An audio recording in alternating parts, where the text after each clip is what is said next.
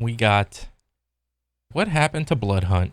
The 8 reasons the BR died from motion gaming.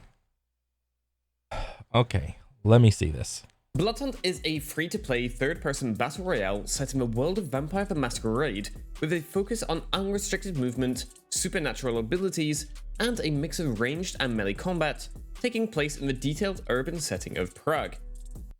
Okay, so just to start out, I played Bloodhunt for a little bit.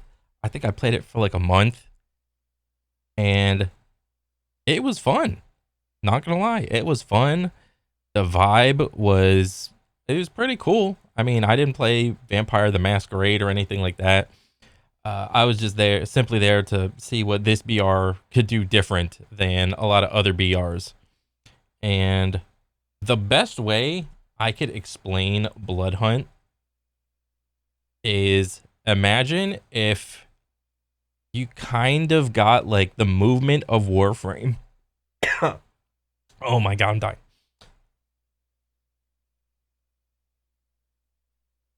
Okay, imagine you got the movement of Warframe and you just stuck it into a BR. That's what it felt to me, anyway. I mean, I don't know how like base game Vampire Masquerade played, but this was probably one of the BRs that had the most movement in it. The game has a unique take on movement potential, which isn't totally locked behind abilities or classes, giving you a real freedom of choice in playstyles, but further development of the game has been stopped only a year after launch, which marks what is basically the beginning of the end, as the player base was already suffering from a massive decline with no recovery in sight. Yeah. So let's take a Me personally, I have no idea why this game didn't succeed. Like more so than it already did. I mean, if I were to guess, like it wasn't supported as much. Like what, they didn't sell enough battle passes or skins or whatever. What, was there not like a good anti-cheat set in place? Was there not a good ranked like on release? I'm pretty sure there was like a ranked mode that was in place. It was like pubs and then ranked. And yeah. look at the 8 things that led to Bloodhunt's downfall and its inevitable death. At the time of making this video, Bloodhunt has yet to receive its final update, and servers are planned to remain open for the active player base, even after they enter maintenance mode. So if you want to get the latest info on the game, make sure you tune into my Twitch channel where I'll be streaming Bloodhunt every Friday. Let's start off our list with one of the biggest off-putters: bugs. The game released on the 27th of April 2022, after cutting the 2021 early access period short to go back into development.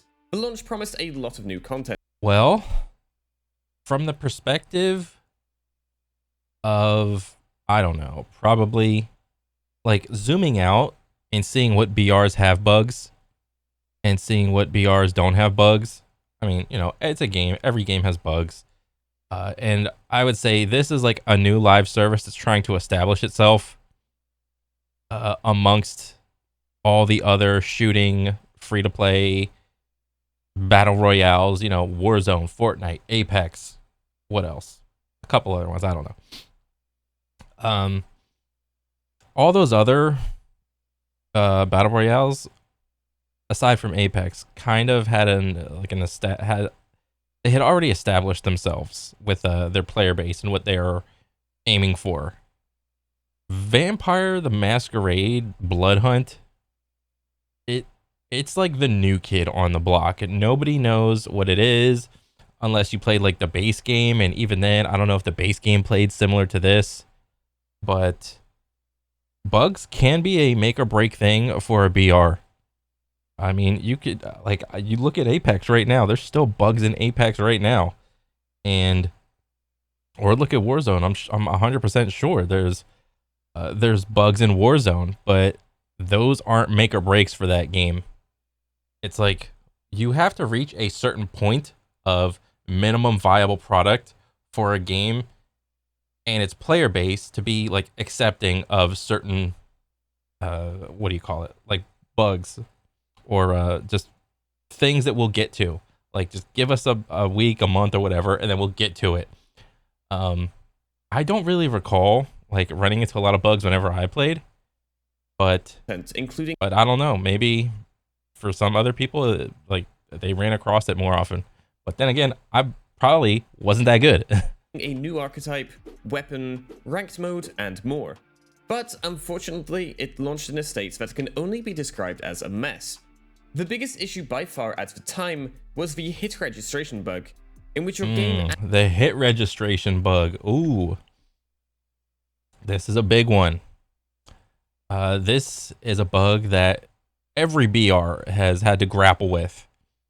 And, I mean, I don't know why it was so different for Bloodhunt. I don't know, maybe, we'll see. And the server would be out of sync and disagree on how many bullets were actually in your weapon.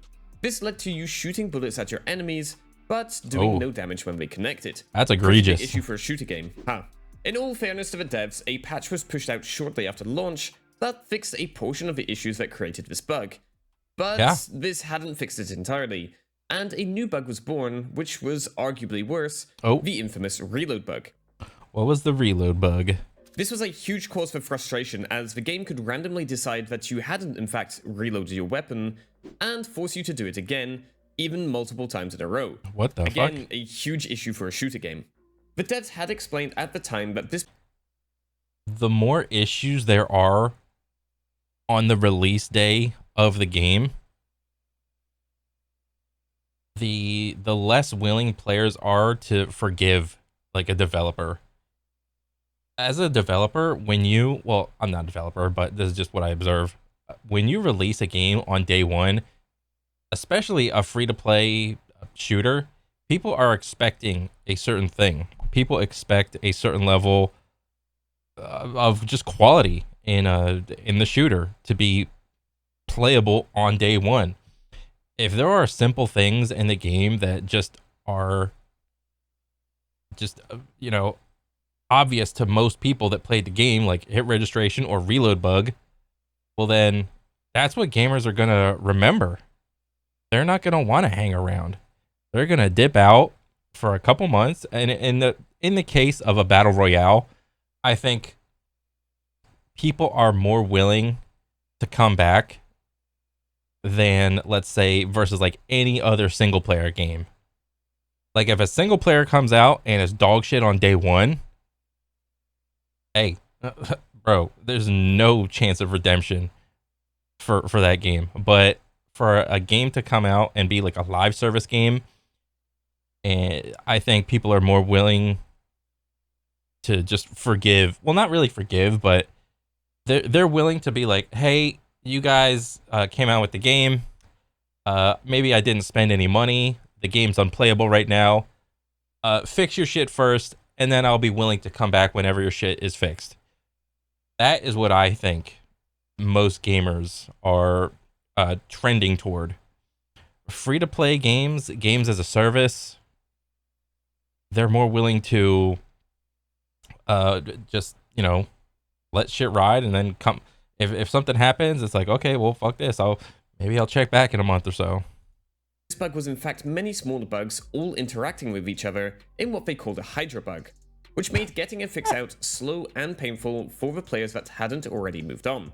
This was certainly not the only issue though, and there were bugs on almost all sides of the game, ranging from red gas desynchronization, causing you to take zone damage when you're in the safe zone, to smaller issues with archetype abilities, like Vandal Slam that would randomly connect to the wrong surfaces, making you miss your targets entirely. Jeez. That's pretty stupid, dude. Like, did the developers even play their own game? That's what I would ask. Did they QA test this? Did they have game testers for this? Did people play the game while it was in development to try to discover some of these bugs? Like, where was that? A bug which is somewhat present in the game almost a year later. A year later, it's still a thing. Okay, the dots on the line are starting to make a line. That's a big down line. Many of these issues had been found and flagged in the closed playtests that were run a month or so before launch. And I can't help but wonder what would have happened if the launch had been delayed to fix the major bugs and create a much better first impression on everyone. Bloodhunt would probably still be around, and it would probably, who knows the popularity of the game. You know, that's always going to be a big mystery, but bugs that go unchecked and unchallenged for months and years, that doesn't bode well for the community. But even a year later, the game still experiences many issues, from smaller things like visual bugs or textures not loading correctly, to much more annoying ones like traversal issues and lost inputs. Of course, Jesus. bugs are only one part of the story. Let's have a look at another side: performance. Bloodhunt has always had a very beautiful environment. From the detailed out— Yeah, I thought the game was pretty good looking. You know, it was like this, what they have, they only had like one map, and it was like kind of this weird city thing. Yeah, I thought the map was fine. Outfits and cosmetics, to the amazing details and lighting from the realistic map. Yeah, the lighting was fine. The map was pretty cool. It was just a very vampire vibe. You know, normally I would say that it's like a pretty bad idea to have your main map to be like at night, just because of visual clarity. And people that play shooters really, you know, what do? They just tone all the graphics down to, you know, they turn all the bullshit, all the graphics down quality. They try to get the max performance. They turn all the character details up, and they do that because they want to be able to see the character. They want the character to stick out because it's easier to see a very detailed character in the distance against a bunch of, you know, just plain looking polygons on the screen. You know, if you stick a realistic character against like a building that also looks really, really good, well, then they're going to be blending in. They're going to be harder to see. And add on top of that is raining. That's another visual clutter thing. And on top of that, it's night. You know, who's to say, you know, is there someone just crouching right there in like this little black shade thing? I mean, hey. Of Prague. But all of this had an important impact on performance. This had been a hot topic during the early access, and was one of the multiple reasons that they had stopped it early to sink their teeth into development time again. Even though at launch the— What is this? Our top priority is ensuring a smooth, stable gameplay experience, improving performance. Performance will be a major effort requiring adequate time for investigating, optimizing, and testing. We have received lots of great feedback from you that we're going to use to improve performance. So yeah, this is like your standard statement of, we hear you and we're getting there. You know, there's nothing special about this statement. You got, like, to be honest, the developers should have been doing this way back then. The game returned with some improvements to the FPS counters and a sudden lack in the rainy weather. It still wasn't enough, causing issues for even the beefiest of PCs, and limiting the amount of people who could realistically play the game for the fast-paced shooter side, as even holding a lower but consistent FPS was not possible. Major improvements have been— Dang. So I guess one takeaway would be, I mean, because I don't know what type of a game engine they used on Bloodhunt or whatever. Was it like some Unreal thing or whatever? I got no idea. But the game looked good, and it was kind of realistic, but like not really, but kind of. There were like a couple stylistic choices. Compare it, like if you compare this building to a lot of other buildings just in live service shooters, I would probably say these are probably like the best looking buildings, because a lot of the times, even if you could, I don't remember if you could go in all these rooms, like, or these windows, like you can actually go in them, or like you could only go in like the bottom portion of the building or something like that. There's a lot of detail to these buildings. If you look at like a lot of other shooters, yes, there will be buildings, but the textures on the buildings will not be as detailed as like a regular building in Bloodhunt. So that's something to take into consideration when, you know, you're building a BR and, you know, your primary map is like this big ass city. Been made over time with later updates, but these improvements were not seen across the board, and in some cases even made performance worse. At the time of making this video, I was able to get a mostly smooth experience while streaming on Twitch with my 3070 Ti and 5600X, Damn. which are far from entry-level components. Yeah. As long as I didn't use the heightened sensors ability, a core ability in the game, which was not only heavy on performance, but even in video editing, causing the file sizes and processing time to explode. Dang. Performance on the PS5 side wasn't much better, as even the latest generation of console was limited to running the game at 30 FPS in native 4K, Oof. or 60 FPS in 1440p using upscaling technologies. The whole performance versus resolution thing, I would say most people playing this game were probably either rocking just a regular ass monitor, like a 1080 thing or a 1440 thing. And the thing with like FPS games is like most people will want like a higher refresh rate monitor. So the purpose of the higher refresh rate monitor is to have a smoother image. You know, it's easier to see things, it's easier to shoot things when everything looks smooth. But the thing with high refresh monitors, like the game will probably not look as good versus like something, you know, on like a 4K resolution monitor, and maybe it'll be like what, like 144 hertz refresh rate or something like that.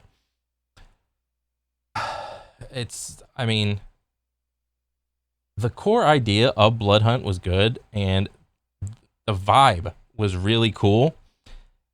They probably could have found something to, I don't know, just not be as realistic, because as you know, as you can see, the whole realism thing with all the particle effects and so on and so forth, it was just too taxing. It was literally too taxing. Not saying it didn't look good. It looked awesome. But from a performance perspective, most people couldn't handle it.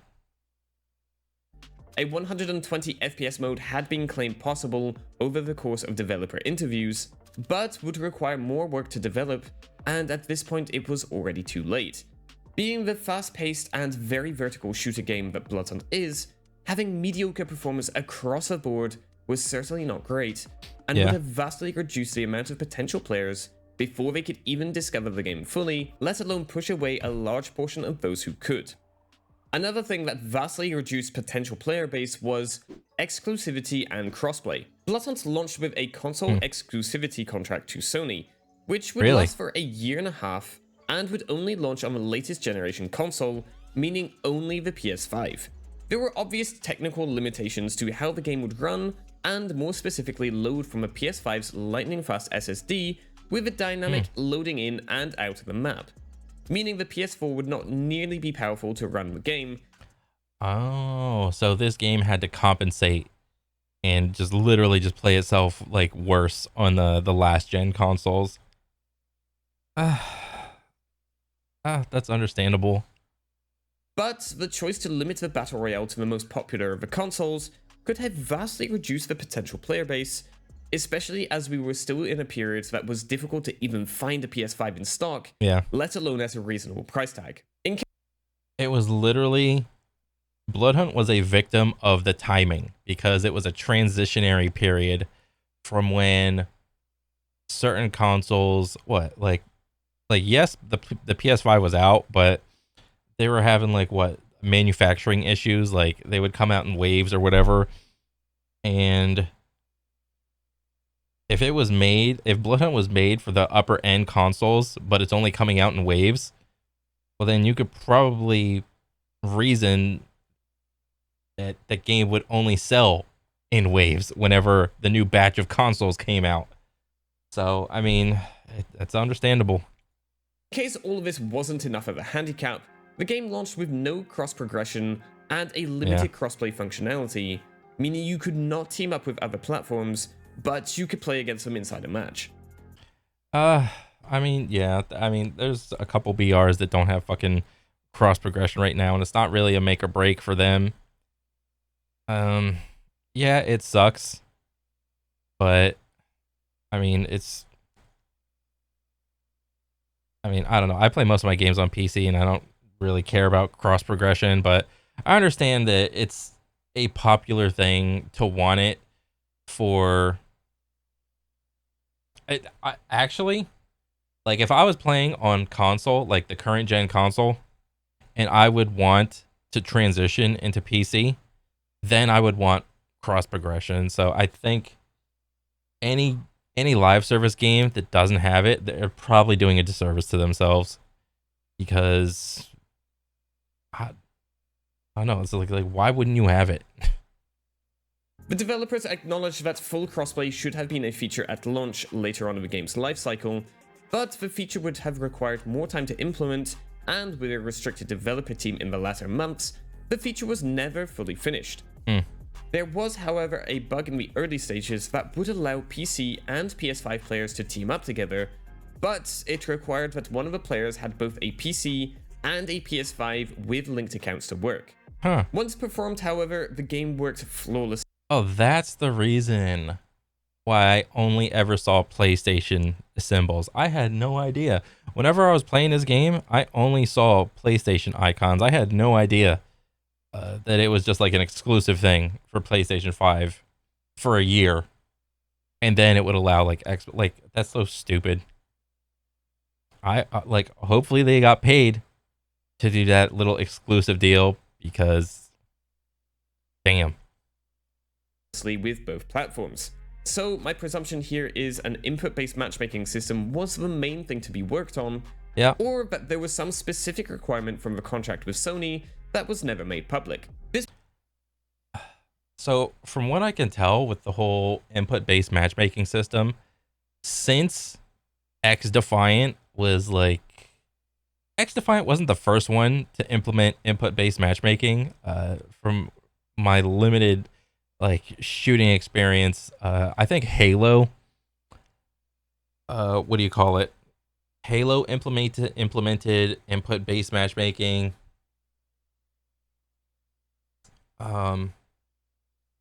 Halo did it first.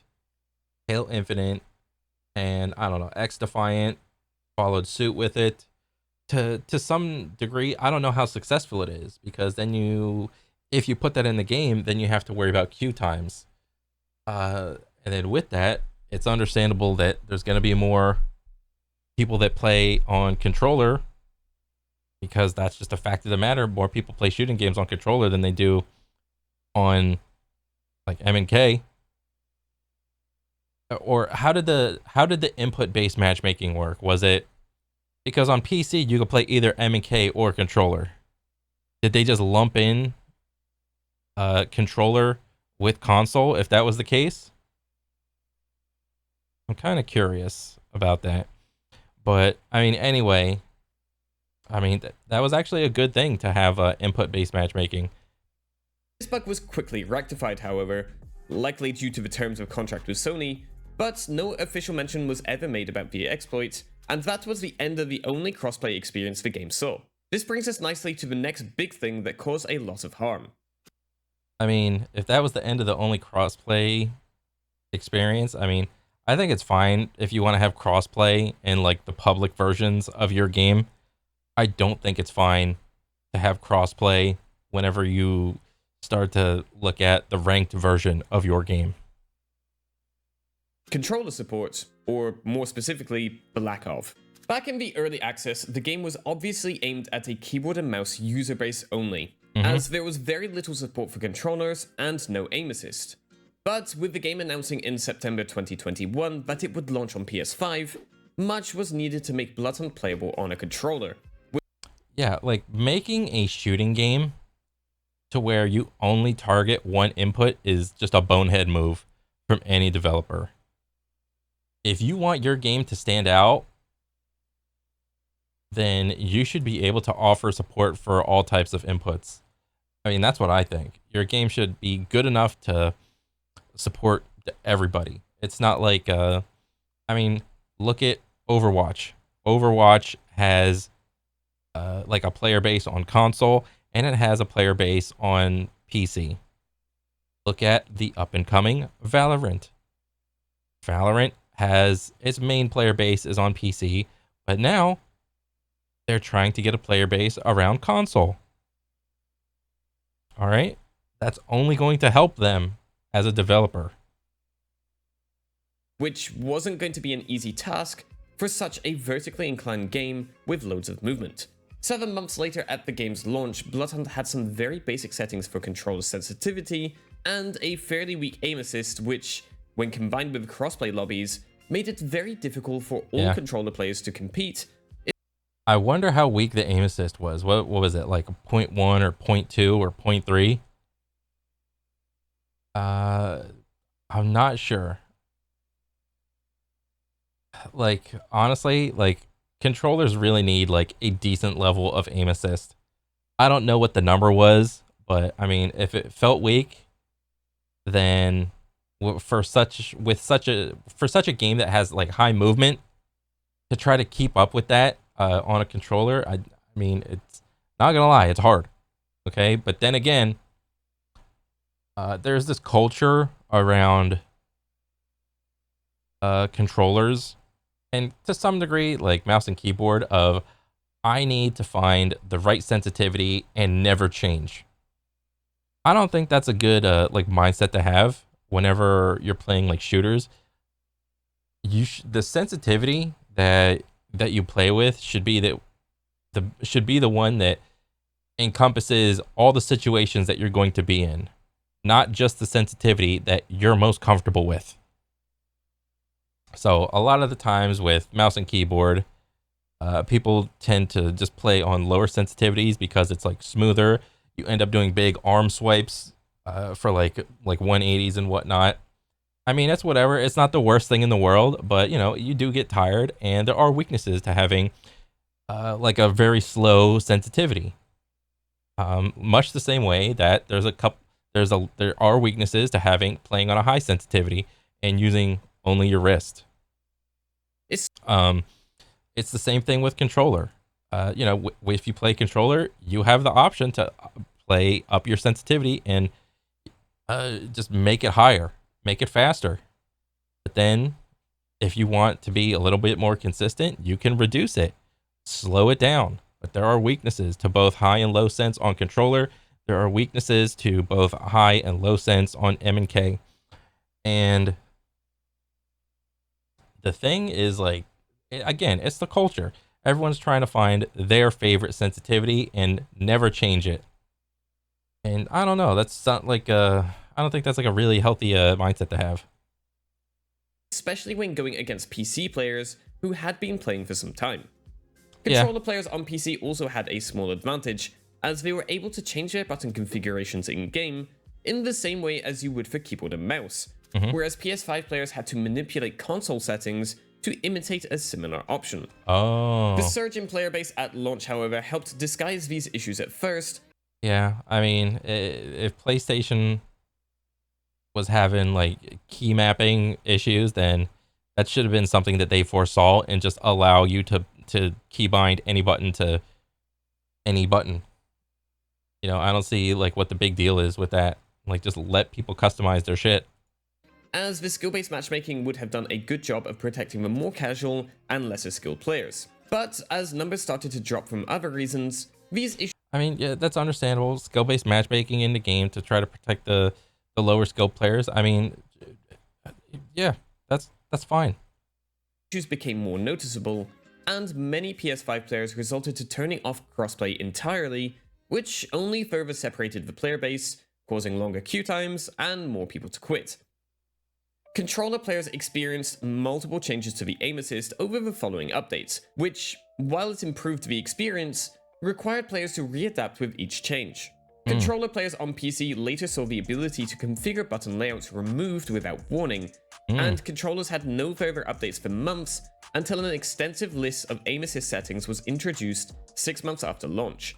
6 months to be serviceable, to have the customization options after launch. 6 months after launch to be able to have like a decent controller on PC experience. Honestly, I think that's unacceptable. Even though I play on M&K, that's unacceptable, dude. No, this should have been in there on day one. Allowing players to completely configure their aiming experience if they could get their head around the extensive list of somewhat confusing options. As controller players continue to underperform compared to keyboard and mouse users, the aim assist was steadily buffed until it became overpowered moving into 2023. It was only in the following April update. Oh, so they buffed it. I mean, I would be interested to know like what the values were before and after. It seems like, what was it, like 0.2 or something, or 0.15, and then what did they do? Buff it to like 0.4 or 0.35 or something like that. The 1-year anniversary, when all controller players saw the possibility to change the button layout with a basic list of 4 predefined settings. These were obviously a step in the right direction, but this also meant that players who had previously configured custom settings on PC were now forced to use one of the 4 available options instead. We don't have any way. You know what's funny? This just occurred to me.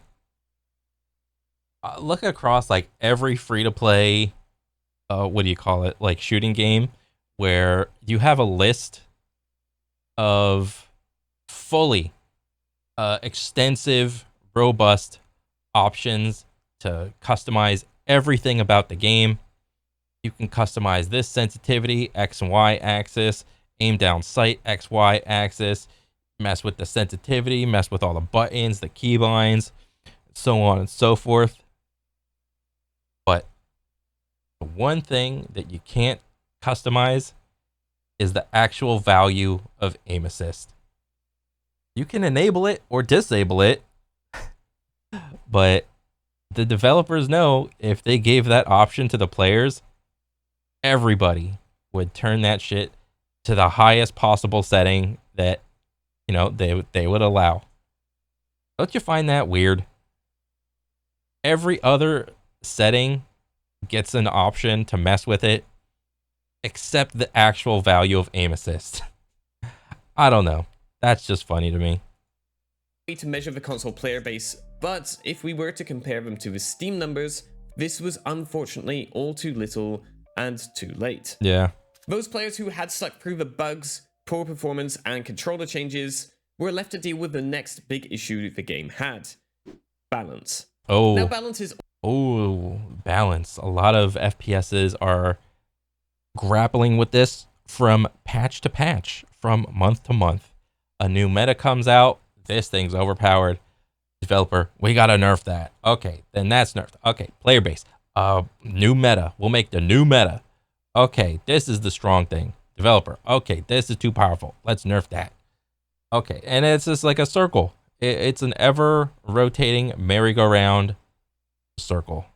Like even today, I can look at every like free-to-play shooter right now, and everybody's bitch milk complaining about balance. Always a hot topic in live service games, as most updates will include some form of buffs and nerfs to adapt to the current meta that the player base may be abusing, and new weapons or archetypes are always likely to release with further balancing needed down the line. But so the balance aspect comes from the developers not playing their own game. I think this is a key thing that a lot of shooting games just literally, a lot of shooting developers just don't do. They don't play their own game, you know, and it's understandable. When you spend a shitload of time on a game and that's your job for like 8 hours a day, the last thing you want to do is to go home and play that game. All right, I get it. Bloodhunt took this a step further with their Season 1 launch of the Enforcer. This archetype was the first tank-like character to release, and had some obvious flaws which, again, had been pointed out in the closed tests only a month prior. The Enforcer's clan ability, Flesh of Marble, allowed the player to become completely invulnerable for a short period of time. Oh yeah, I remember this. Bro, I played this class so much. This was like a get out of jail free card.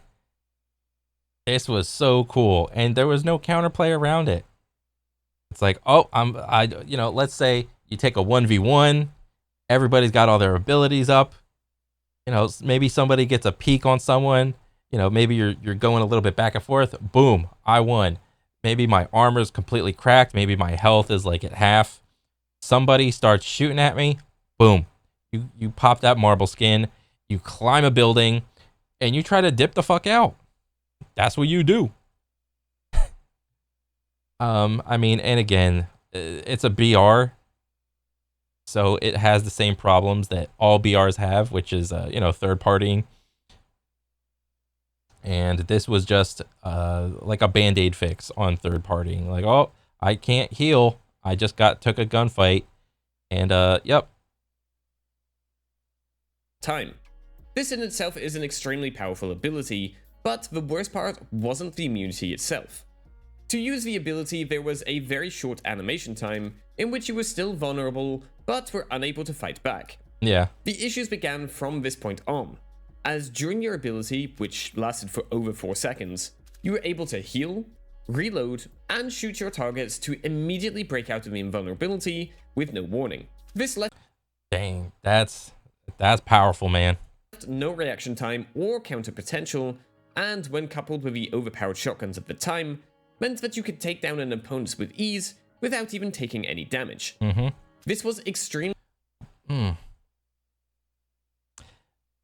When you talk about it like that, then yeah, there's literally no counterplay.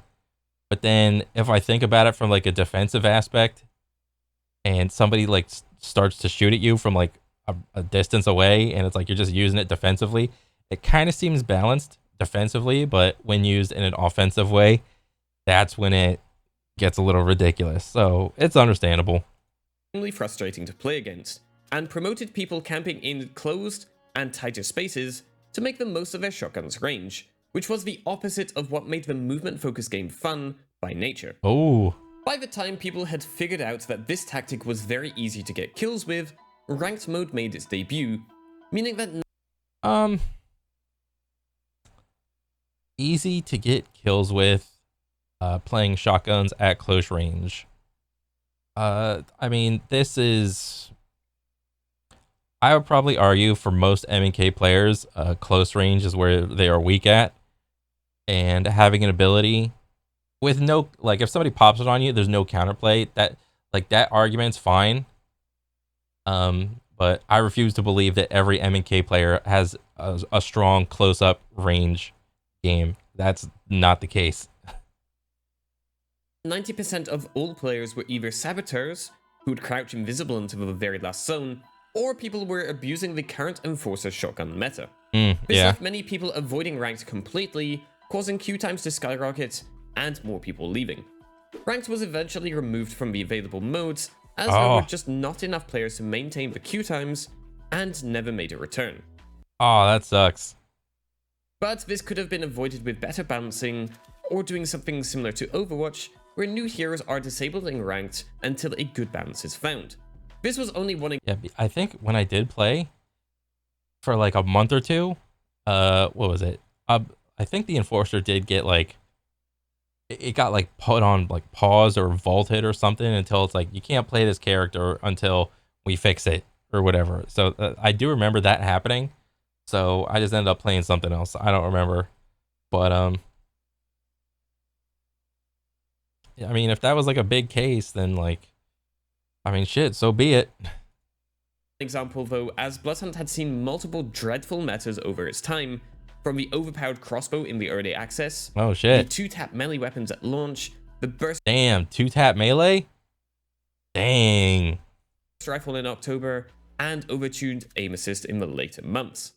This lack in support and changes brings us to the next reason why Bloodhunt failed. Update contents and frequency. Bloodhunt was a live service battle royale game, meaning that, by very nature, was competing with other titles such as Fortnite, Apex Legends, and Warzone. These other major titles have set a precedent to their users to expect a new seasonal update every few months, which generally contains a new character, multiple weapons, a 100+ tier battle pass, a new map, or at least major changes to the existing map, and more new and exciting content, not to mention regular patches and balance updates every few weeks. Honestly, what it seems like, the thing that did Bloodhunt in was there just wasn't, maybe there wasn't enough people to do everything that needed to be done in a timely manner. The game just took too long to do things, is what it seems. But I don't know. What do you guys think?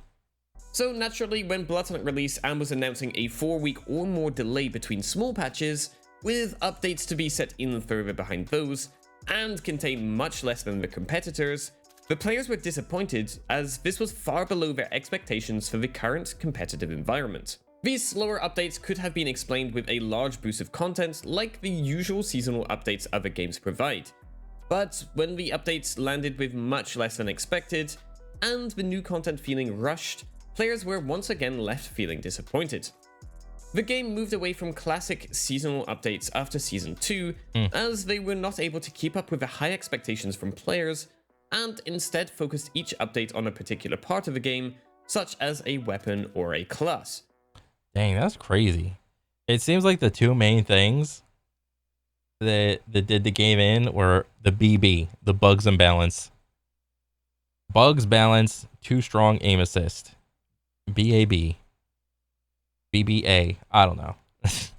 These smaller updates were more frequent than originally planned at launch, and were generally great improvements on the game, with some updates even bringing back many players. But unfortunately, in December 2022, with the dangerously low player base at the time, the developers decided to move most of the team working on Bloodhunt to other projects, leaving behind a small but motivated team to follow through with the content that they had prepared over the previous months. Even though the update priorities had been well set, they're doing like the walk of shame, the final last hurrah of the game from the smaller team, there were just so many things that needed updating, fixing, and preparing that any improvement they made was quickly followed by complaints in another area. The game was finally getting close to a stable state with trimmier update and balancing changes, but server issues struck and hit hard, causing even dedicated players to move on to something else. These server issues unfortunately lasted for weeks before even small updates could be made, or the rubber banding the dog shit servers. with many people blaming the addition of AI bots in October, which had solved the increase in queue time. The following queues now support bot backfilling, solo, duo, TDM. Yeah, nobody really likes bot backfilling. The only people that, I mean, even then, they don't even know that there are bots. The only people that are affected by bot backfilling, like, are new players. So they're fine with like having matches with being bot backfilled. But then when you start to look at the bell curve, when you start to look at like an average player, and then even more crazily enough, even like an upper player, when you have to like bot backfill, it's like the game just becomes so boring at that point. Times to be the main culprit. Many of the updates that came after the game's launch improved or added in basic functionality to the game that, arguably, should have been included before the full launch. Yeah. But the frequency and contents of these updates was just not up to the standards that players expect in today's competitive market. And with a major lack in anything to grind outside the Battle Pass, which was quick to finish for above average players, the game had little to no replayability for those dedicated players who had stuck through all the ups and downs until this point. I mean, trying to figure out forms of progression for a battle royale, that's been the name of the game since day one. Some developers can't figure out good forms of progression.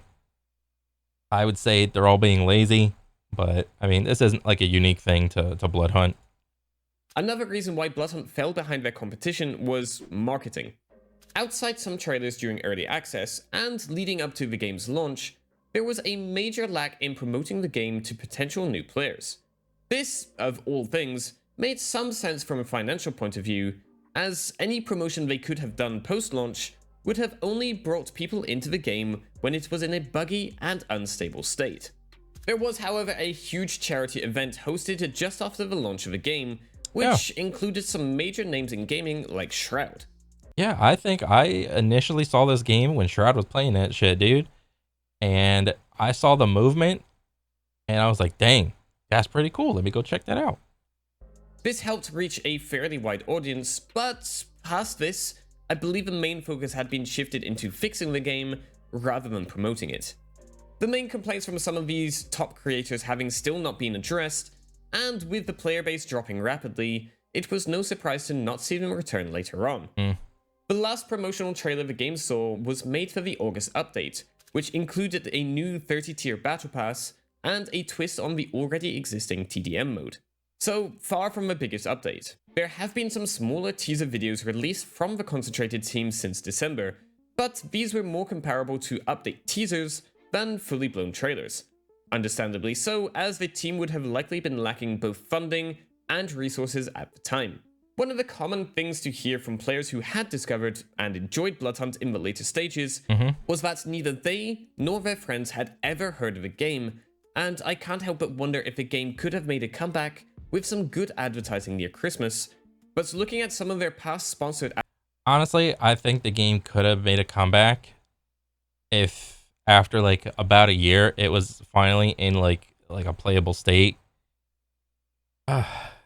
It probably could have made a comeback, but like at that point there were just so few people working on the game, coming out with content, forms of progression, so on and so forth. The servers were still like bad. I mean, I don't know what the meta was or whatever, but like the core gameplay of Bloodhunt was pretty good in my opinion.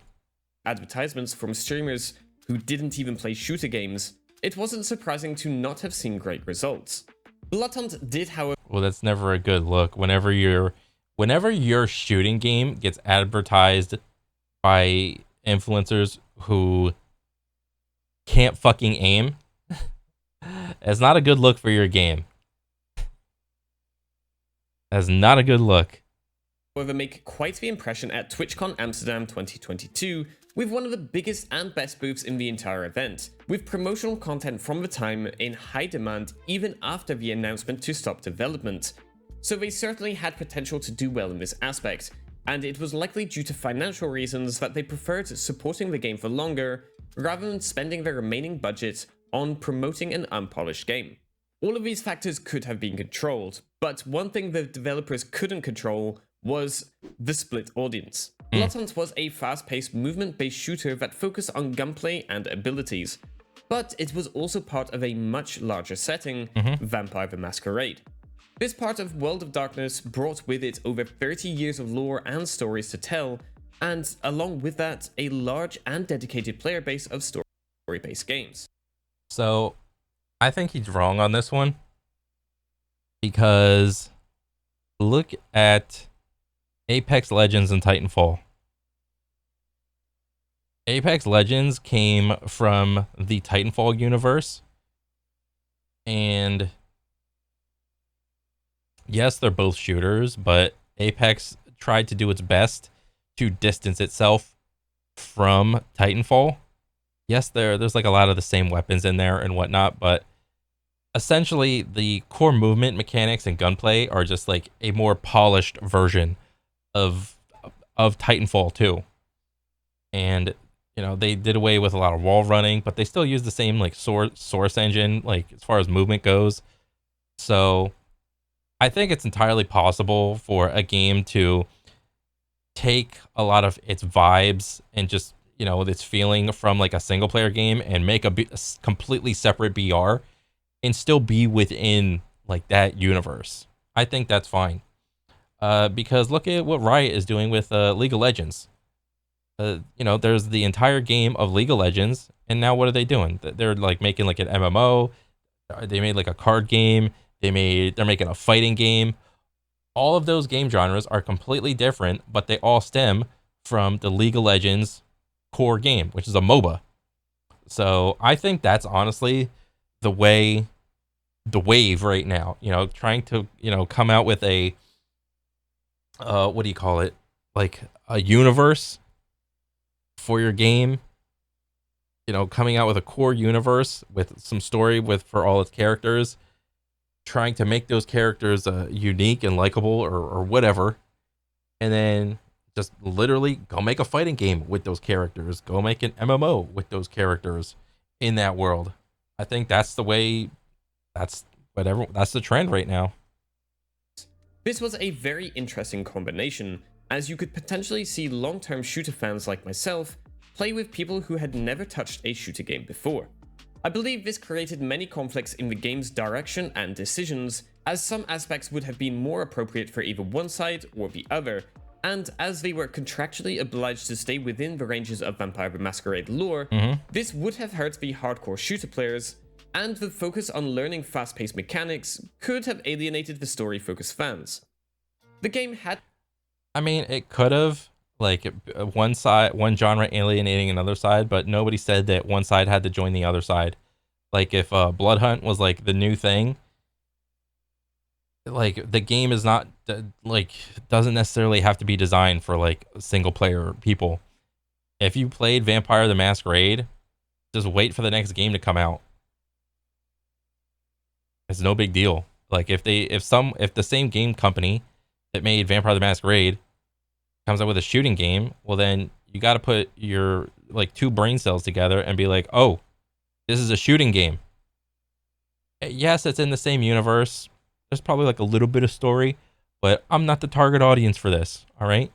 It's completely fine. There's nothing wrong with that.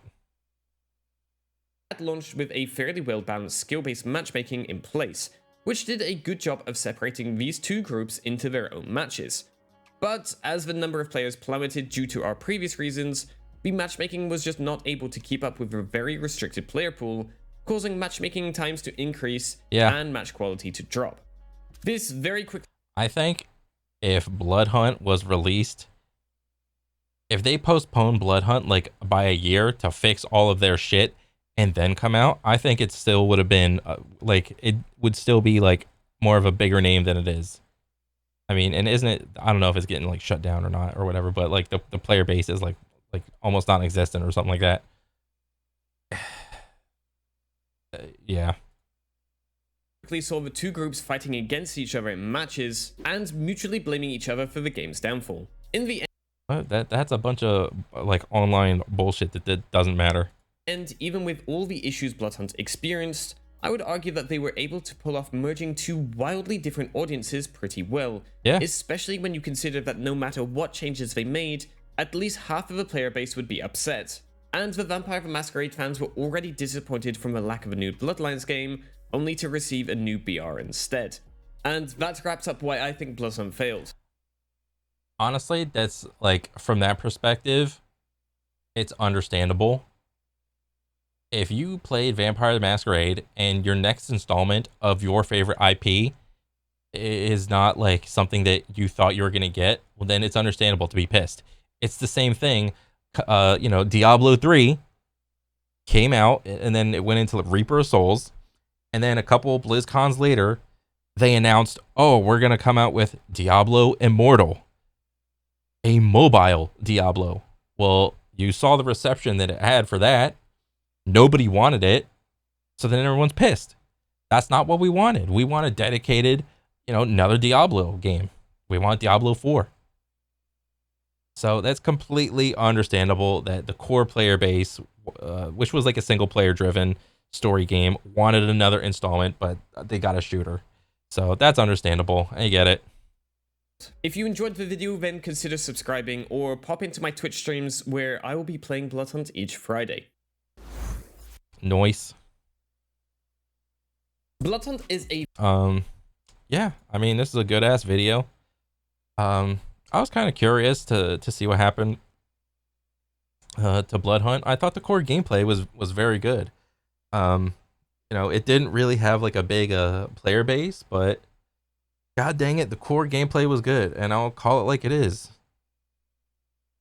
I mean, all those like things that he outlined that led to its downfall, I mean, it sucks and should only be an example for a lot of devs that are trying to, you know, step into that space of battle royale, live service, free to play, games as a service type of genre. You know, learn from the mistakes. Learn what they did right. Learn what they did wrong. You know, if another free to play shooter comes out, you know, come in swinging. Come in swinging, man. You can't like be lazy about it. But yeah, overall good video. I'm a fan now, and yeah. But that's pretty much what everything I gotta say. So I'll catch you guys on the next one. All right, later.